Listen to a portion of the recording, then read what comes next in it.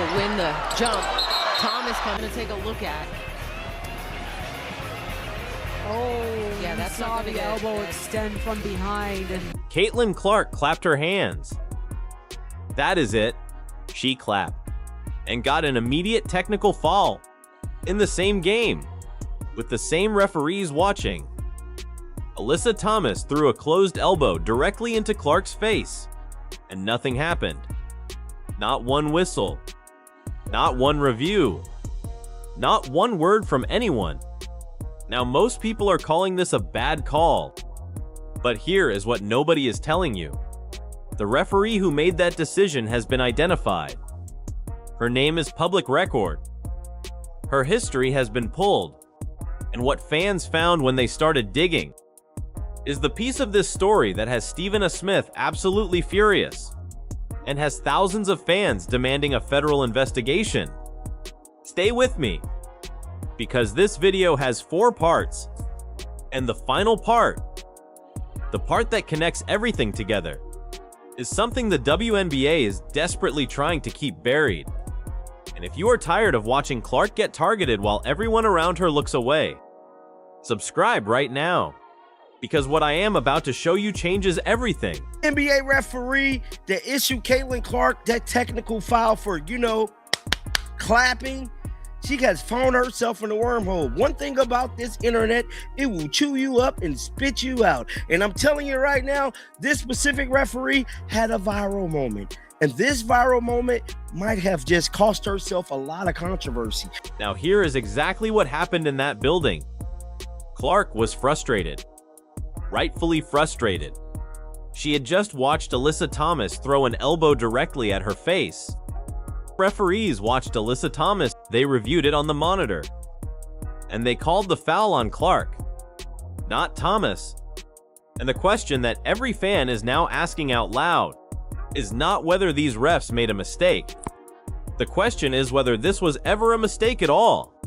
But hold on, because part 2 is the most important reveal in this entire video, and this is the part that mainstream media is completely ignoring. Do not stop watching, because what comes next gives this whole story a completely new dimension. Fans went to work immediately after that game ended. They pulled public referee assignment records. They found her name. Here's the main ref who was calling against Caitlin Clark multiple times and issued multiple texts. Amy Bonner is her name. Let's make this WNBA scum of a referee famous Indiana Fever with the W in a very ugly game. So her name is Amy Bonner. Now, I'm guessing they figured this out because all public information. I believe you can Google these referees. And when fans started going through those games, a pattern emerged that cannot be explained away as coincidence. Game after game. Questionable calls. Going against Clark at critical moments. When Indiana Fever had momentum. When Clark was performing at her highest level. And the most chilling part of all is that this referee knew exactly what a technical foul on Clark meant. One more technical foul, and Clark faces an automatic suspension. The refs are not just making bad calls. They are managing Clark's technical foul count toward a suspension. And nobody inside the WNBA said a single word about it. Now here is part 3. And this is where this story stopped being about basketball and started being about something much bigger. Stephen A. Smith went absolutely nuclear. WNBA extensively enough to say whether I agree or disagree.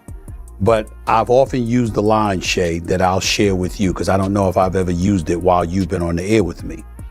If it walks like a duck and it quacks like a duck, it ain't a damn mongoose. I've said that many, many times over the years.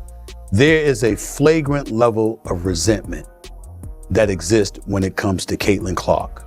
Because even he could not process what he was watching. High-profile voices across the entire sports world started reacting. Every WNBA player deserves protection from this targeted behavior. And in the comment sections across every platform, thousands of fans started using one word over and over again: gambling. Think about what that word means in this context. When the most consistent pattern in your league is that your most marketable player gets whistled for technical fouls for clapping, people stop asking whether the refs are incompetent and start asking whether the refs are being paid. There's another ethical challenge referee. Her name is Grenda Gatling. Gave Caitlin Clark her 5th technical for clapping. So she is the referee that gave Caitlin Clark a technical for clapping here. So she's the one. I want to read some of these comments. Somebody said, does she hate Caitlin Clark because CC is a white and straight? If so, she means to follow the creed of the WNBA DEI staff of clowns and the POS Commission, Engelbert. Now, with that being said, there has been a growing notion with not everybody, but a lot of people has been saying a lot of these things that is taking place with Caitlin Clark is simply because she's a Caucasian woman and she's straight. She's not part of the LGBTQ community. And I have to say, I don't want to say it's merit to that, but I don't want to say it's not merit to that. So meet me in the middle, because that could very much be the case, that she's not gay and she is straight, the reason why she is getting treated like this. And it could be a lot of other things. And so me personally, I feel like put all of it in the basket, because it's all part of the reasons why they treating her like this, to be honest, man. That is not even the worst part.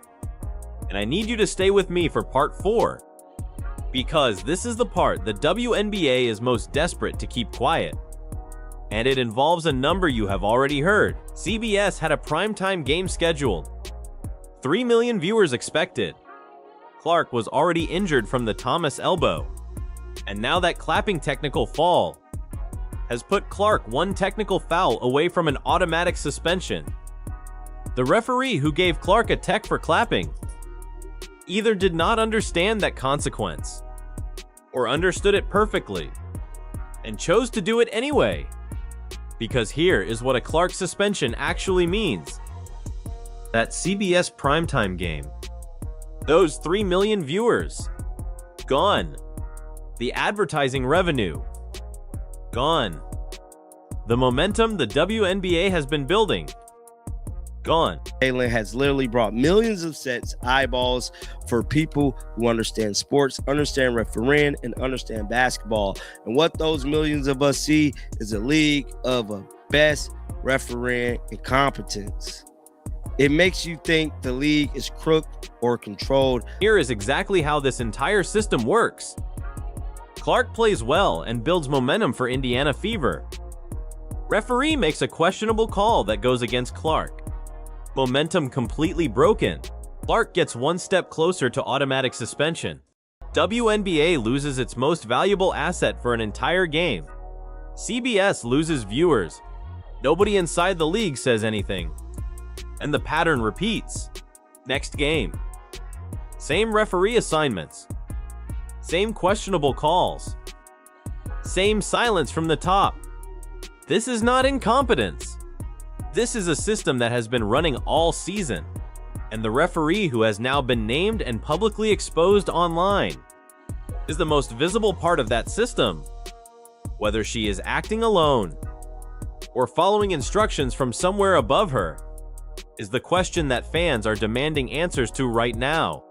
And it is the question that Stephen A. Smith and thousands of fans with public records in their hands. With what I've seen, you are able to say 1 + 1 = 2.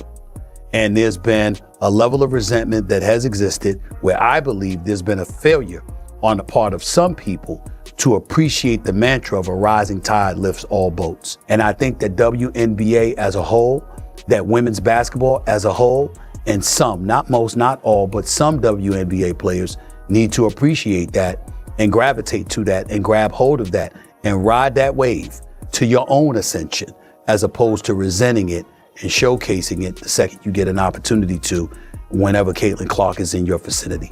So here is what I need from you right now. Do you believe the WNBA needs an independent federal investigation into its officiating? Or do you think this is still just bad refereeing that has nothing to do with gambling or targeting? Drop your answer in the comments. Write FBI if you believe a federal investigation is the only way to get real answers. Write fire her if you believe this referee should never work another WNBA game again. And subscribe immediately. Because what is coming out next? about this referee's specific assignment history in Clark games, and what the betting line data shows about how lines moved after these calls were made, will make this technical foul look like the smallest piece of a story that goes all the way to the top of this league.